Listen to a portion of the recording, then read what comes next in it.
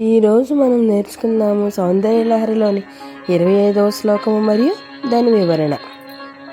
త్రయాణం దేవానాం త్రిగుణజనితానాం తవ శివే భవేత్ పూజా పూజా తవ చరణయోర్యా విరచిత తథా హి త్వత్పాదో త్వహనమణిపీఠస్య నికటే స్థితా హేతే శశ్వన్ ముకుళితకరోత్తం సమకుటా. దీని తాత్పర్యమేమనగా, ఓ శివే, 3 గుణాల నుండి ఉద్భవించిన త్రిమూర్తులైన బ్రహ్మ, విష్ణు, శివుల పూజ కూడా నీ పాదాల వద్ద అర్పించబడిన పూజకు సమానం. ఎందుకంటే వారు త్రిమూర్తులు. నీ పాదాల సమీపంలోని మణిమయమైన సింహాసనం వద్ద నిత్యం నీ సేవలో నిమగ్నమై ఉంటారు.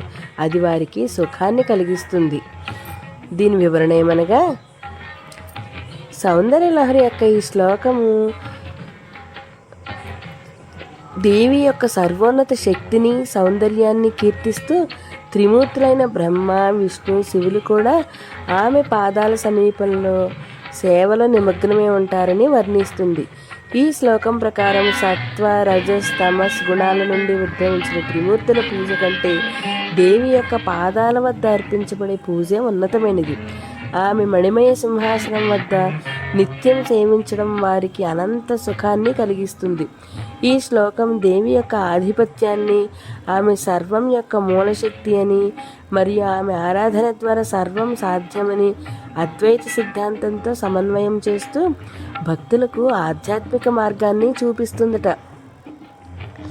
సరే, ఈ శ్లోకము ఇప్పటి తరానికి ఆధ్యాత్మిక మరియు ఆచరణాత్మక సందేశాన్ని కూడా అందిస్తుంది. అది ఎలాగంటే, ఈ శ్లోకము దేవిని సర్వోన్నత శక్తిగా, త్రిమూర్తులైన బ్రహ్మ, విష్ణు, శివులు కూడా ఆమె సేవలో నిమగ్నమై ఉంటారని వర్ణిస్తుంది కదా.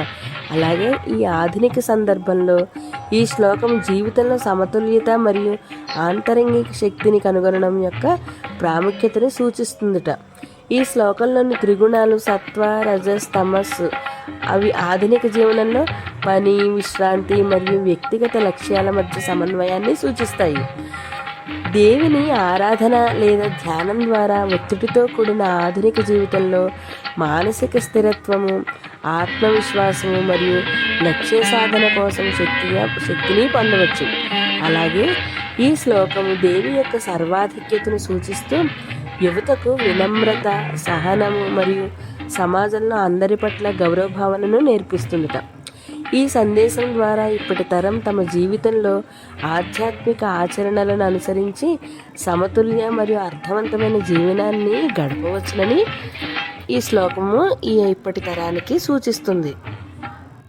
ఈ వీడియో మీకు నచ్చినట్లయితే వెంటనే లైక్ చేయండి, కామెంట్ చేయండి, షేర్ కూడా చేయండి. సబ్స్క్రైబ్ చేయండి తాళం తత్వం.